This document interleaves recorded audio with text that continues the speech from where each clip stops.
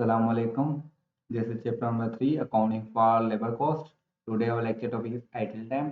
तो सबसे पहले हम इसकी आउटलाइन देख लेते हैं। तो आज के लेक्चर में हम देखेंगे, सबसे पहले इसकी मीनिंग देख लेंगे, उसके बाद हम इसके काजेस के क्यों होता है आइडल टाइम, कैसे होता है, ठीक है ना, वो देखेंगे। और उसके बाद अकाउंटिंग ट्रीटमेंट देखेंगे, आइडल टाइम को किस कंडीशन में कैसे ट्रीट किया जाता है। और उसके बाद हम फॉर्मेट देखेंगे आइडल टाइम कार्ड को कैसे बनता है, ठीक है ना। आज के लेक्चर में हम ये चीज़ें डिस्कस करेंगे। तो सबसे पहले हम इसकी मीनिंग देख लेते हैं। ठीक है, मीनिंग देखेंगे। Idle time is dead time for which payment made but no direct production benefit obtain. यहाँ पे देखें कि कंपनी जो उसकी पेमेंट तो करती है, लेबर को पेमेंट करती है, ठीक है, आइडल टाइम की पेमेंट होती है, ठीक है, पेमेंट इज मेड, बट इसमें कोई भी बेनिफिट नहीं होता। कंपनी कंपनी को या ऑर्गेनाइजेशन को कोई भी बेनिफिट नहीं होता है इस शक्ल में, किसी प्रोडक्शन की शक्ल में, या कोई अदर बेनिफिट नहीं होता, ठीक है, पेमेंट तो होती है।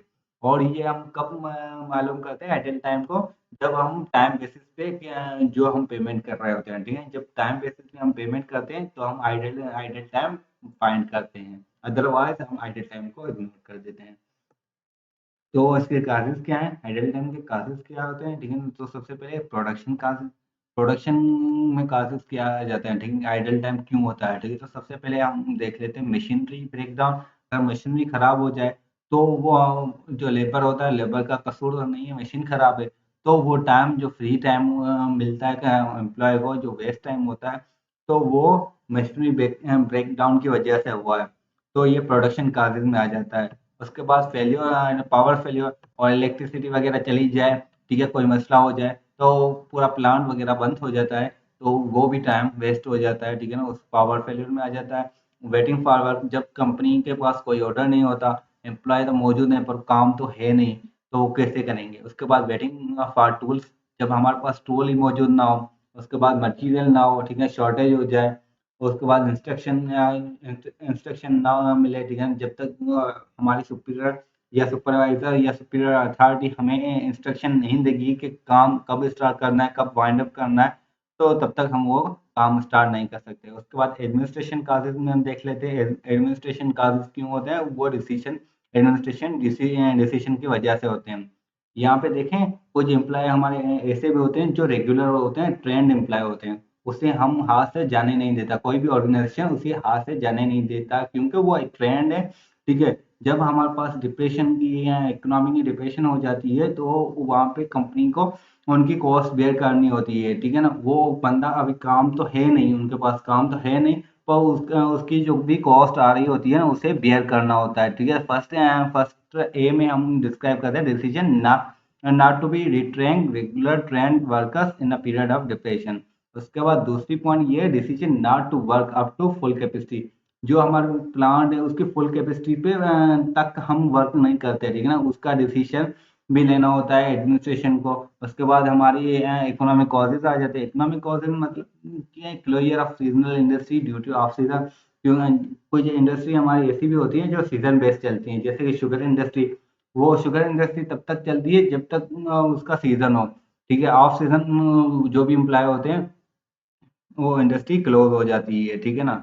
उसके बाद हम इसके देख लेते हैं ट्रीटमेंट, अकाउंटिंग ट्रीटमेंट देख लेते हैं। तो सबसे पहले हम देखें कॉस्ट, ठीक है, cost of normal and controllable idle time. जो हमारा आइडल टाइम नॉर्मल भी है, ठीक है, जो कंपनी खुद प्रोवाइड कर रही है, और कंट्रोलेबल है, ठीक है। जैसे मशीनरी खराब हो गई, मशीनरी खराब हो गई तो हम वो कैसे आया कंट्रोल कर सकते हैं कि मशीनरी की मेंटेनेंस वगैरह की जाए टाइम पे, तो मशीनरी का ब्रेकडाउन बहुत कम हो जाएगा। और वर्क ऑर्डर हमें टाइम टू टाइम लेनी चाहिए, और टूल्स और मटेरियल को मेंटेन किया जाए, ताकि हमारी प्रोडक्शन या कोई जो भी हम काम कर रहे हैं उसमें कोई रिकॉर्ड ना हो, ठीक है ना। हम टेक्निक बहुत डिफरेंट टेक्निक यूज करें, ताकि हमारा हमारा मटेरियल और टूल्स जो भी है हम उसे मेंटेन कर सकें। तो हम इसे ट्रीट कैसे कर रहे होंगे अकाउंटिंग में? हम इसे प्रोडक्शन ओवरहेड्स में ट्रीट कर रहे होंगे, ठीक है ना। ये हमारी कॉस्ट का पार्ट है, ठीक है, क्योंकि ये हमारी कॉस्ट आ रही है, ठीक है, इसमें हमारा खर्चा आ रहा है, क्योंकि लेबर पे हम, ठीक है, यहाँ पे आइडल टाइम पे हमने पेमेंट कर रहे हैं, ठीक है, ये प्रोडक्शन ओवरहेड्स में आएगा। उसके बाद हमारी क्या है, जो एक आइडल टाइम तो है नॉर्मल है, कॉस्ट नॉर्मल है, बट अनकंट्रोलेबल आइडल टाइम।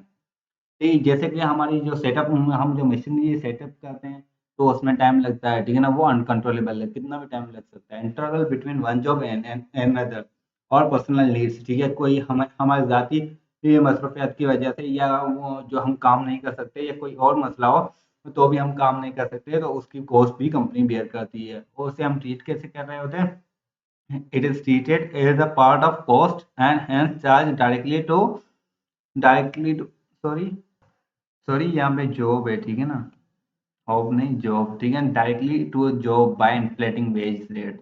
यहाँ पे हम उसके इन्फ्लेटेड वेज रेट कैलकुलेट कर लेते हैं। फॉर एग्जांपल पर जो वेज रेट है पर 5 रुपीज पर आवर है, ठीक है ना, 5 रुपीज पर आवर है, ठीक है, और नॉर्मल वर्किंग आवर्स कितने हैं, ठीक है ना, 8 घंटे हैं। तो 5 को हम जो इन्फ्लेटेड वेजेस रेट कैसे कैलकुलेट करेंगे, मल्टीप्लाई कर देंगे 8 से, तो और इसका जो भी आंसर आएगा उसे 7 से डिवाइड कर देंगे तो आपको आंसर मिल जाएगा 5.71, ठीक है, और ये आंसर मिल जाएगा। तो ये क्या हो गया, हमारा इन्फ्लेटेड वेजेस रेट हो जाएगा। तो हम उसे ऐसे कैलकुलेट करेंगे, हम उसे ट्रीट करेंगे कॉस्ट के शक्ल में, हम और उसकी इन्फ्लेटेड वेजेस रेट में देंगे, ठीक है। उसके बाद हम cost of abnormal idle time due to abnormal reason such as power failure हो जाए, स्ट्राइक हो जाए, फायर्स हो, जो अब आग वगैरह लग जाए या फ्लोड आ जाए, तो उसकी वजह से हम उसकी भी कॉस्ट बेयर करते हैं, ठीक है ना।